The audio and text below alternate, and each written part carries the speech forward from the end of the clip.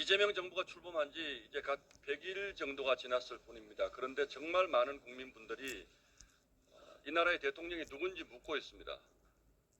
그리고 정말 많은 분들이 대한민국의 미래에 대해서 걱정을 하고 있습니다.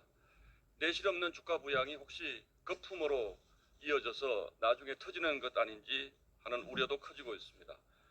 한미 관세 협상에 대해서 무엇보다 이재명 대통령은 거짓말을 했습니다. 민주당도 그 거짓말에 동조했습니다. 지금도 그 거짓말이 또 다른 거짓말을 낳고 있습니다. 합의문이 필요 없을 정도로 잘된 협상이다. 한미관계에 새로운 지평을 열었다.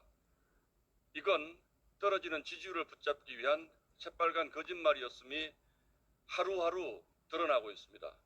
그렇다면 또 다른 거짓말로 그 거짓말을 막으려 하지 말고 누군가 책임져야 하지 않겠습니까?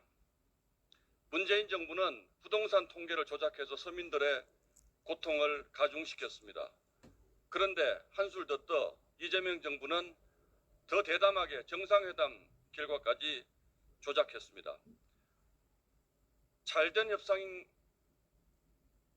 했더니 정말로 잘된 협상인 줄 알더라 이겁니까? 그렇게 잘된 협상이라고 하더니 이제 와서 협상의 장기화 가능성을 흘리는 이유는 뭡니까? 국가의 운명을 이렇게 말장난처럼 해도 되는 겁니까? 이재명 대통령의 거짓말은 상습적입니다.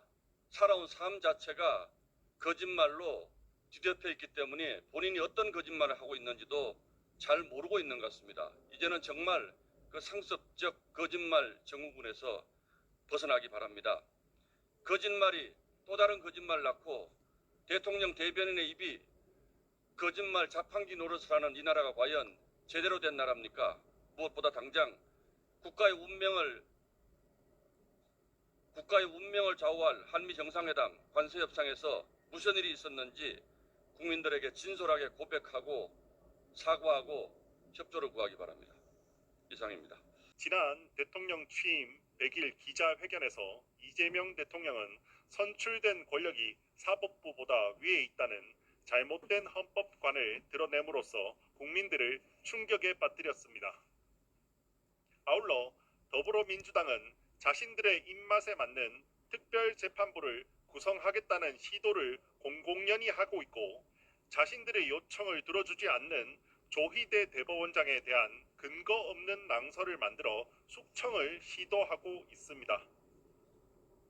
그런 와중에 지난 화요일 이재명 정부는 123대 국정과제를 발표했고 그중 1호 과제로 개헌을 들었습니다.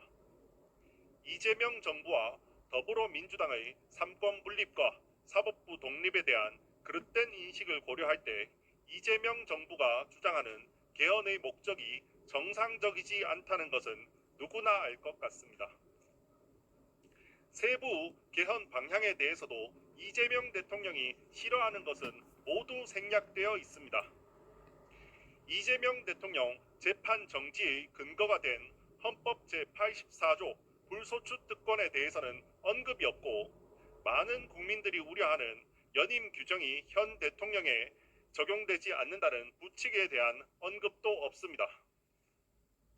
부정한 목적으로 국민들의 눈과 귀를 가리고 허위 선동으로 대한민국 헌정 질서를 무너뜨릴 수 없습니다.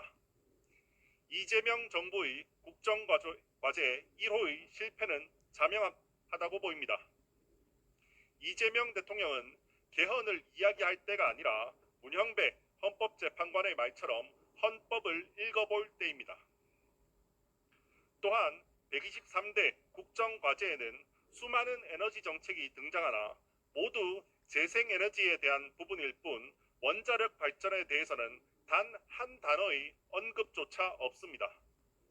이는 노골적으로 원자력 발전은 배제하겠다는 이재명표 탈원전 정책이 반영되어 있는 결과라 보입니다. 이미 수많은 전문가들이 탈원전 정책을 우려하고 있으며 지난 11일 김정관 산업부 장관조차 에너지 가격 안정과 안정적 전력 공급 차원에서 추가 원자력 발전소 건설이 필요하다고 주장했습니다. 이재명 대통령은 에너지를 이념으로 접근한 문재인 대통령의 과오를 되풀이하지 않기를 바랍니다. 이상입니다.